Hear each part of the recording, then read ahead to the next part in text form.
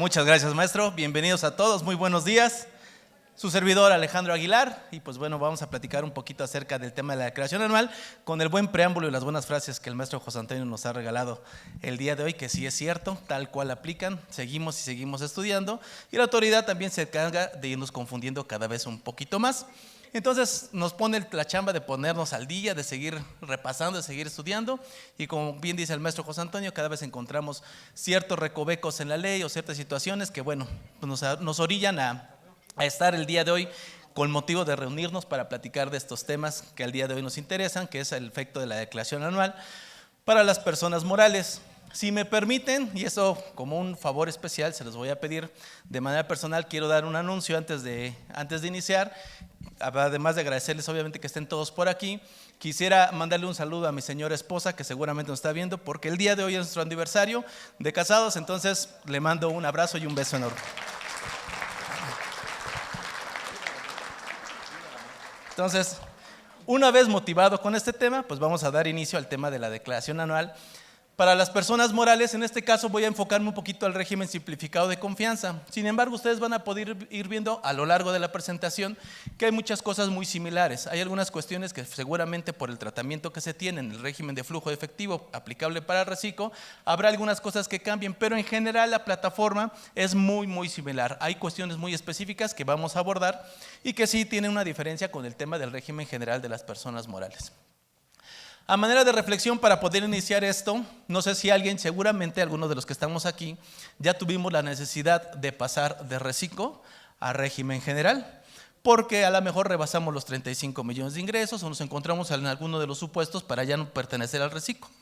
Y entonces la autoridad en su resolución miscelánea en el transitorio 29 nos mostró un mecanismo especial para migrar de reciclo hacia el régimen general. No sé si todos lo tengan bien ubicado este procedimiento, porque cuando se creó el reciclo hace un año, básicamente la autoridad aceptaba pues prácticamente a todos, algunos hasta en automático los pasó la autoridad hacia el tema del reciclo. Pero para este ejercicio la autoridad, ¿qué dijo? ¿Sabes qué? Ahora voy a identificar quiénes cumplen con las características para poder estar en el supuesto de tributar en este régimen, y por tanto voy a crear un procedimiento especial para que tú puedas salir o entrar al mismo, ya sea que salgas de reciclo hacia régimen general o de régimen general hacia reciclo. Entonces mi pregunta es, por favor levanten la mano, ¿quién ha hecho ya el procedimiento, ya sea para salir de reciclo en este ejercicio o para incorporarse al reciclo en este ejercicio? Por favor levanten la mano. Nada más un reciclo. ¿Cómo le ha ido, contadora, con el tema? Por favor, si le regalan un micrófono, por favor, ahí a la contadora. Agarra mientras el de... ¿Quién es? Gracias. Yo contesté el cuestionario y mandé el escrito antes del 31 de enero. Sí. Y hasta ahorita no me ha dado respuesta el SAT. Y cuando intento hacer mi declaración anual, está la plataforma de Recico. Es correcto. Y ahí hasta el día de hoy, estábamos en los 35 y estamos en 45. Y mi preocupación es esa porque los papeles de trabajo de Recico pues no tiene nada que ver con los del régimen general. O sea, claro. ¿Cómo yo le podría hacer? Porque no me ha contestado el SAT, que ya me puedo cambiar de régimen. Bueno, más bien no me ha dado como la autorización, el visto bueno del cambio. Correcto. Y el cuestionario ya lo envié también y el escrito antes del 31 de enero. Correcto, contador. Vamos a escuchar otro testimonio. Gracias. Por favor. Igualmente, apenas la semana pasada me contestó el SAT, pero me volvió a pedir lo mismo, que le mande la captura del cuestionario, el escrito. O sea, lo mismo que adjunté antes del 31 de enero, me lo está volviendo a pedir. Pero ya pasó bastante tiempo. Es correcto. Y desafortunadamente el día de hoy, pues estamos a 14 de marzo. Eso quiere decir que ya debimos de haber presentado nuestra declaración, nuestro pago provisional del mes de enero, que se presenta en febrero, y estamos a punto de presentar febrero, que se presenta en marzo. La realidad es que la autoridad no ha estado contestando, ha estado inclusive recontestando, negando prácticamente el cambio, por cuestiones que muchas veces sí se habían presentado. El procedimiento del 29º transitorio te señala que lo que debes de hacer es presentar el simulador de actualización y cambios en la situación fiscal, hacer capturas de pantalla, agregar una carta bajo protesta de decir verdad, en donde estás señalando que por tales motivos debes o no pertenecer al reciclo. Todo eso se ha adjuntado, ¿eh? La realidad es que yo he visto que en la mayoría de casos se ha hecho de manera correcta el procedimiento. Sin embargo, la autoridad termina por no contestar o, en su caso, por contestar de manera negativa, aun cuando a mí realmente me corresponde el tema del reciclo.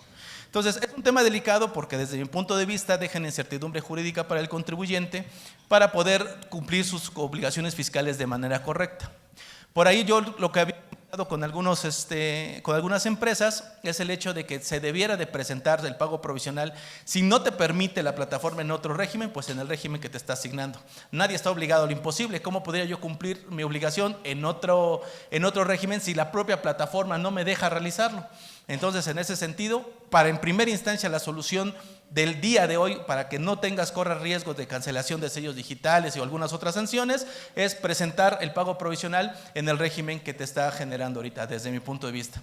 Y en su momento solicitar a través de una solicitud la contestación del aviso que se hizo para el tema de reciclo, y esa respuesta que se obtenga, entonces sí, ir a algún medio de defensa para que se pueda realizar o poder exigir a la autoridad que conteste conforme a lo que establece la propia norma.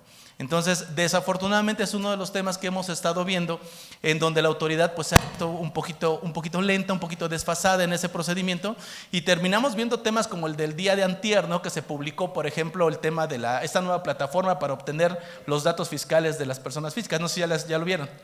¿No? Eso debió ser desde el principio, yo creo, ¿no? Eso era lo más sencillo que se podía realizar un procedimiento para que tú pudieras obtener tus temas y no terminar pateando el bote del CFDI 4.0 o 3 meses y hasta el día de hoy que tenemos prácticamente el inicio de vigencia plena del 4.0 en sustitución del 3.3 a partir del 1 de abril. ¿De acuerdo? Entonces, desde mi punto de vista tendría que ser desde ese modo. Adelante, por favor. Buenos días, maestro. Mire, yo soy persona moral. Régimen simplificado en 2022, sí. Me pasó el SAT. Ahora que presento mi declaración anual, ya la presenté hace 10 días, porque en el mes de enero yo cobré ingresos del 2022, sí. Pero en la plataforma no me deja abrir la aplicación de pérdidas fiscales, entonces ahí no sé de los ejercicios anteriores. De los ejercicios anteriores. Ok, eso es uno de los errores más comunes. Recuérdense que con la actualización de la plataforma lo que provocó es que en muchas ocasiones no se jalaron las pérdidas que habíamos presentado en los ejercicios anteriores. La recomendación del SAT, si no mal recuerdo, por preguntas frecuentes, inclusive lo contestó, es el hecho que se tiene que presentar las declaraciones complementarias para volver a presentar esa pérdida y que la plataforma te lo actualice. ¿Sale? Solamente habría que presentar entonces esas complementarias presentando la pérdida. Pero, o sea, ya presenté la declaración anual del 2022. Ahí, pues, hice el historial de todas las pérdidas del régimen general de ley. Así es. Y aún así todavía no abre esa plataforma para aplicar las pérdidas.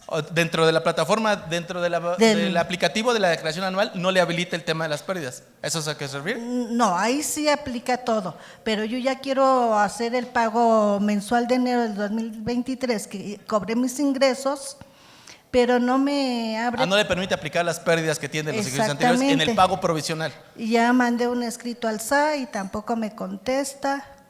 Sí. Y pues no sé. Sí, ahí. Desafortunadamente, en una anterior charla yo lo había comentado, en el hecho de que el SAT ha tratado de automatizar tanto los procesos que ha terminado prácticamente coartando inclusive algunos derechos de los contribuyentes a través del propio formato, ¿no? Por ejemplo, que no te deje aplicar ese tipo de pérdidas. Por ejemplo, yo ahí puedo tener problemas porque realmente pues yo no declaré esos ingresos que cobré en el 2023, lo puse en ceros porque es mucha la cantidad que tengo que pagar.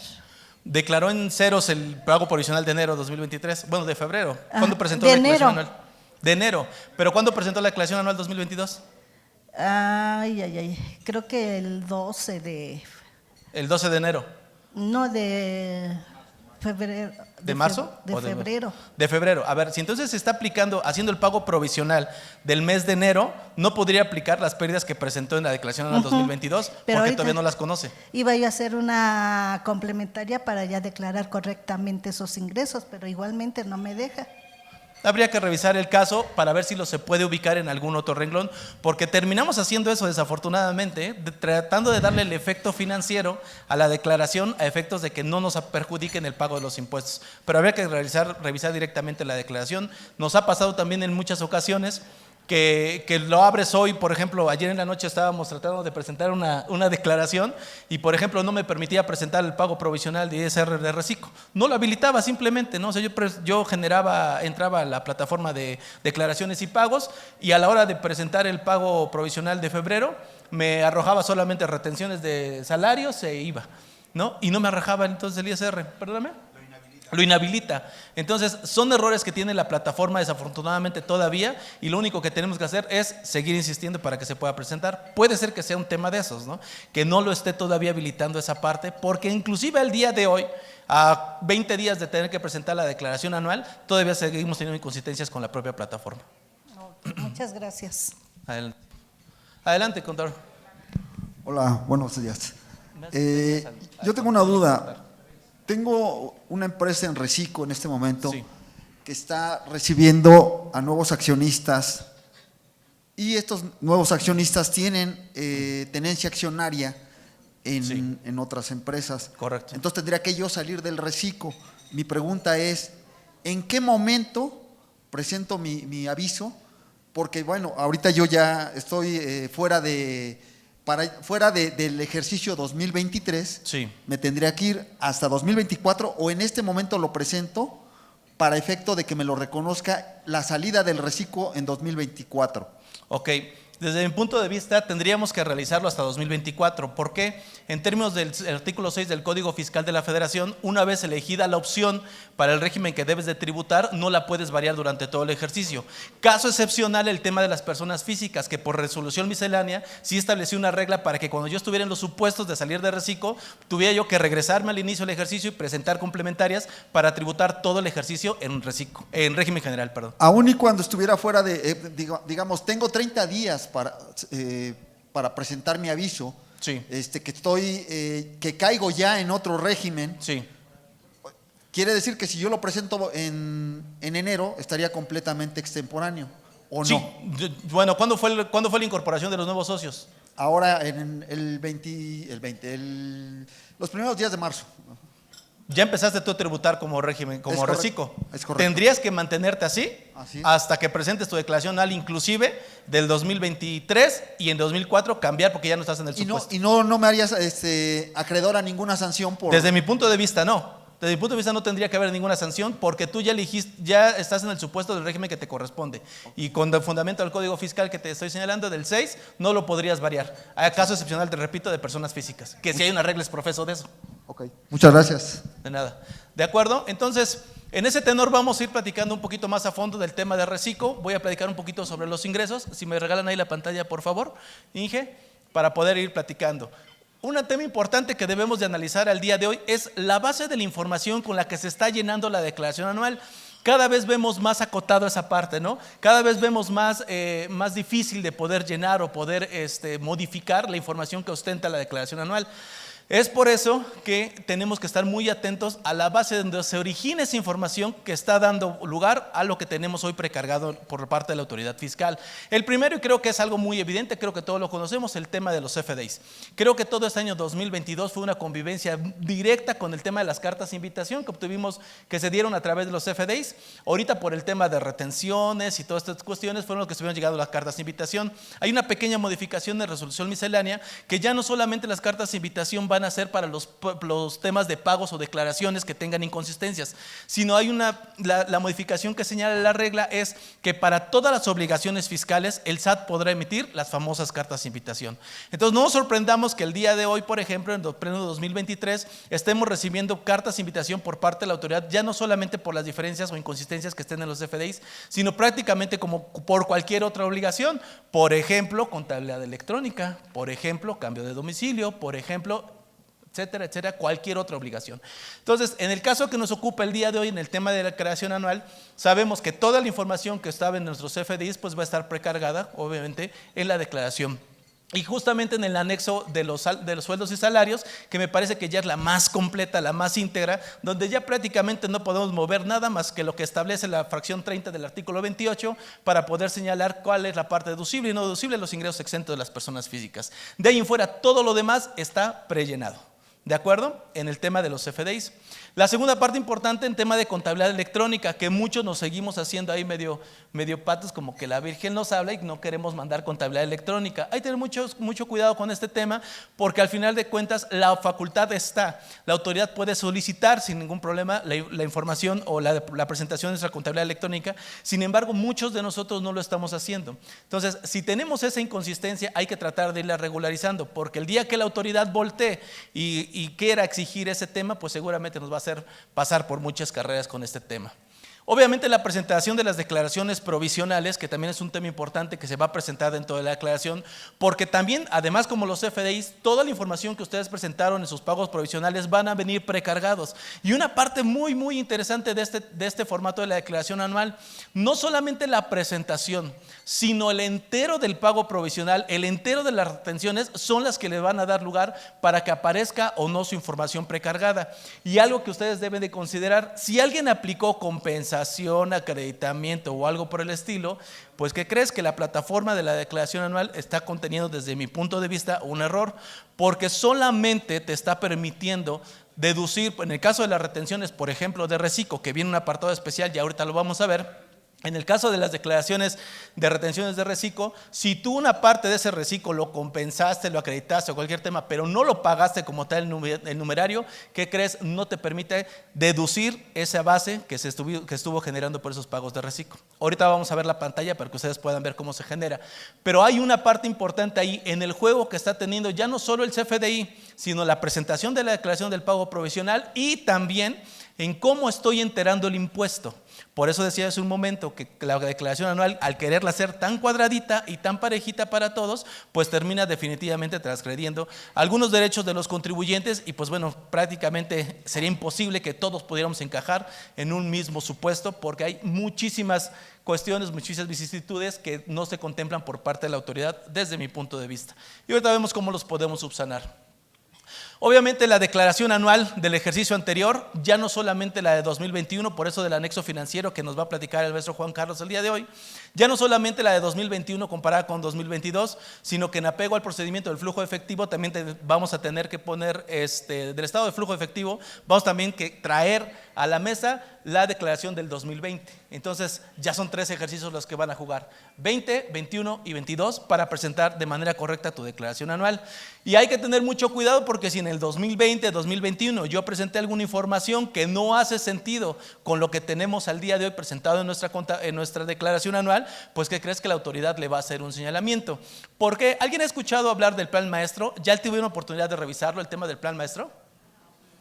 ¿No? Bueno, deberían haberlo revisado. Más o menos hace 20 días, si no mal recuerdo, se presentó el tema del plan maestro, que no es otra cosa, y yo lo llamo así, como el cuento de Pedro y el lobo, ¿no? Porque la autoridad lo que está estableciendo en este plan maestro, diciendo, hay conductas que voy a revisar que los contribuyentes han estado realizando, y dentro de esas conductas es justamente las variaciones en los ingresos y gastos de los contribuyentes. ¿Y en dónde creen que va a haber eso? Pues justamente uno de los elementos que pudiera tomar para este tema es la declaración financiera que presentamos en nuestra declaración anual. Porque ¿qué pasa si yo presento una declaración anual con información financiera en donde tenía yo, no sé, deudores o acreedores por 3 o 5 millones y de repente el siguiente año los tengo por 1 o ya no tengo? Son variaciones importantes que se supone que de algún lado salió el flujo para que me pagaran o para que yo pagara. Desde mi punto de vista me parece que ese es un elemento que la autoridad pudiera estar revisando como parte del plan maestro por esas variaciones y por esas inconsistencias que podían presentar en su declaración. Entonces habrá que tener mucho cuidado. Al día de hoy prácticamente debemos de tener una contabilidad de 10 para poder presentar de manera adecuada nuestras obligaciones fiscales. Entonces hay que tener énfasis en el tema financiero, que si bien es cierto al día de hoy es ¿cómo se llama? El top de los temas para el tema de la declaración anual, pero pues no olvidemos que al final de cuentas de ahí emana la parte de la parte fiscal, ¿no? La parte que se está declarando en el apartado fiscal. A mí me parecería muy raro que mejor tuvieras una presentación fiscal correcta, pero no tuvieras base a través de tu contabilidad, ¿no? Digo, sonaría un poco raro porque de ahí emana.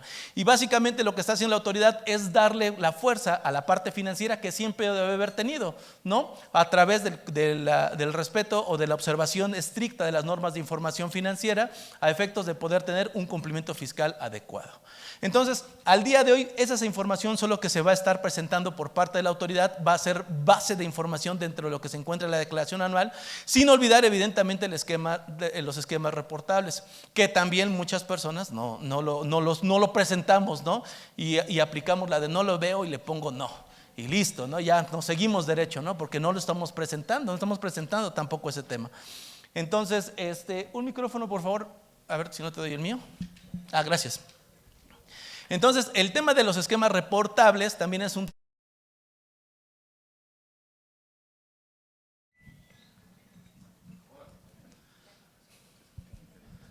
Trae energía la contadora.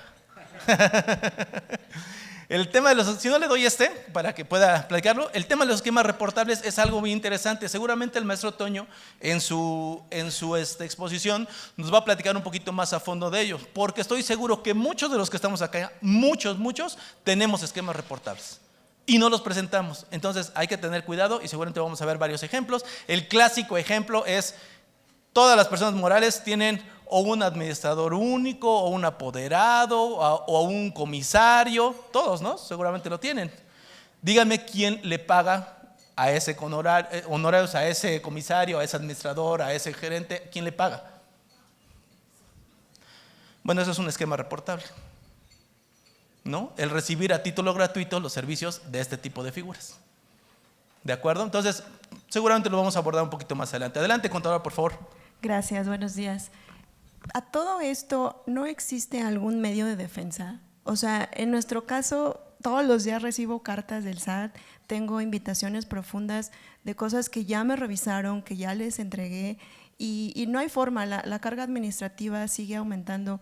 ¿Existe algo como para también decirle al SAT, oye, ¿no? O sea, no hay forma de que dos contadores puedan lograr toda la información que ellos requieren, todo lo que nos cuestionan. Entonces se vuelve ya como cada día imposible, ¿no? Claro.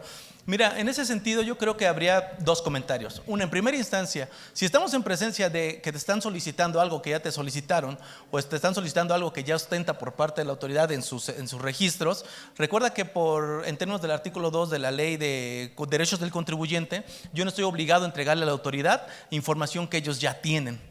¿De acuerdo? Entonces, sí existirían medios de defensa para poder contrarrestar ese tipo de situación. Sin embargo, me parece que un análisis más allá de la parte de la carga administrativa y todo este tema, que si bien es cierto, comparto plenamente contigo, porque al día de hoy, yo siempre decíamos, ¿no? Hay que tener en la empresa un buen contador y un buen abogado. Ahora yo le agrego un contador, un abogado y uno muy bueno de sistemas también, porque todo esto nos está generando muchos dolores de cabeza. Desde mi punto de vista, me parece, contadora, que algo que valdría la pena revisar ahí sería el tema del control interno.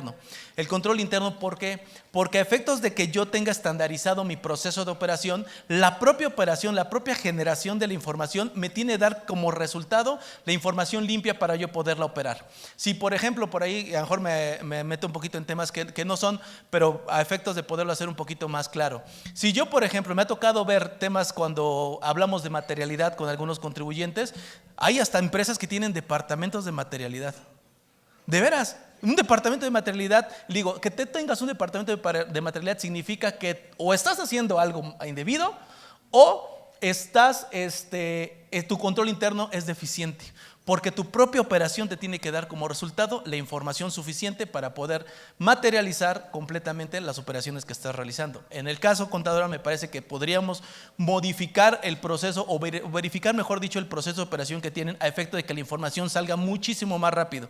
Si estás teniendo muchas cartas de invitación, seguramente es porque hay a lo mejor algunas deficiencias en la emisión o obtención de CFDIs, y con eso la autoridad pues obviamente pone el ojo en el huracán, ¿no? Porque dice, pone el dedo en el ojo del huracán porque dice, mira, tengo esta inconsistencia. De inmediato a la autoridad le cuesta cero Cero completamente sacar cartas de invitación. Eso lo hace a través del robot. La otra vez estaba yo leyendo que por cada 1,000 pesos o por cada 10,000 pesos de recaudación a la autoridad le cuesta 40 centavos. Por eso cada vez vemos más las visitas domiciliarias, las revisiones en sitio. ¿Por qué? Porque es mucho más fácil las facultades de gestión que la autoridad actualmente realiza con las cartas de invitación, con el tema del buzón tributario y todo este tipo de cuestiones, porque le cuesta cero. Entonces, así vemos de repente algunas diferencias en donde a mí me tocó ver una donde le dice, oye, tienes una diferencia de 50 centavos, ¿no? O de 5 pesos.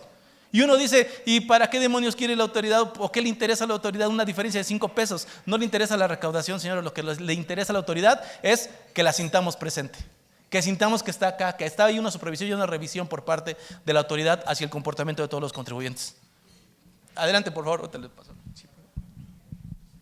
Sí, buenos días.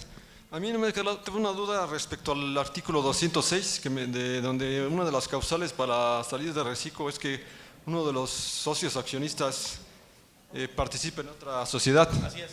Pero no me queda claro si es además donde tenga el control de la sociedad o solo que sea socio accionista de otra empresa, de otra persona moral. Ok, lo que establece el 206 es donde se tenga el control. Donde se tenga el control de la sociedad que participe en otras, el socio que participa en otras sociedades y que tenga el control es en el supuesto en que no puede establecer su régimen en el reciclo. Entonces tiene que ser socio accionista y además tener el control. Tener el control de la sociedad.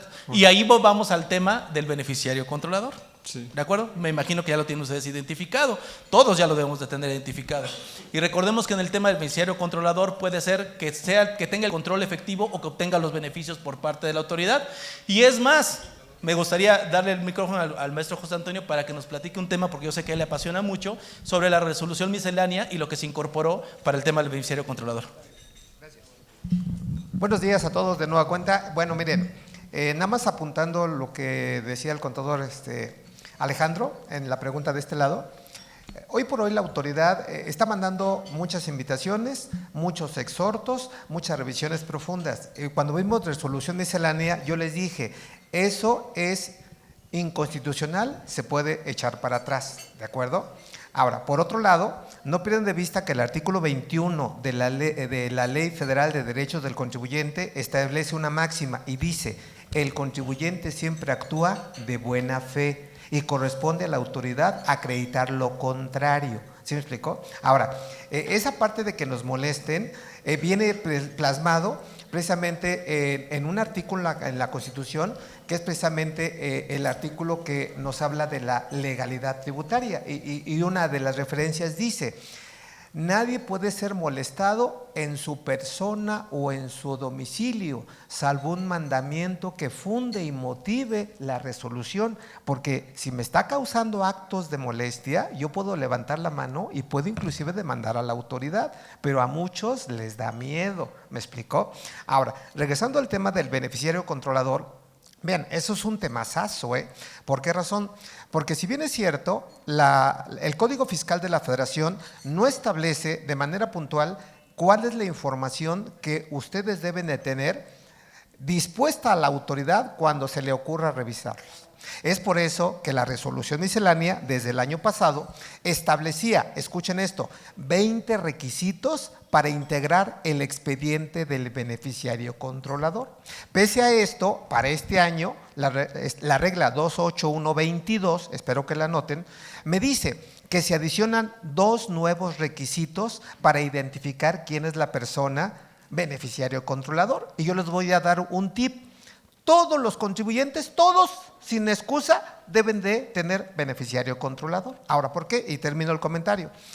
Porque esa misma regla que acabo de mencionar adiciona lo siguiente, de que muchas personas tienen personas que utilizan a un tercero, llamado prestanombres, o un testaferro, de tal manera que el dueño realmente no aparece ni en el acta, ni en los libros, en nada. Es decir, simplemente pone a alguien que pueda aparentemente tomar decisiones por él. Entonces, ¿qué dice la resolución miscelánea? Que es un tema que hoy en el desayuno estábamos platicando. Establece un concepto que se llama cadena de titularidad o cadena de control. ¿Eso qué quiere decir? que si yo, por ejemplo, le digo al contador, ¿sabes qué? Quiero que actúes nombre y cuenta de José Antonio. Entonces, ¿hasta dónde va a llegar la autoridad? Va a buscar a la persona que realmente está ingresando el dinero a la empresa y que realmente está tomando decisiones. Y le pide 5 conceptos bien importantes. ¿Cómo te llamas? ¿Dónde vives? ¿Cuál es tu RFC? ¿Cuál es tu CURP? Y sorpresa, ¿dónde está tu residencia fiscal? Y en el tema que hoy nos ocupa, ¿de acuerdo? Y no me dejarán mentir los panelistas, es que en personas físicas y en personas morales, si somos residentes en México, de acuerdo al artículo 1, fracción primera de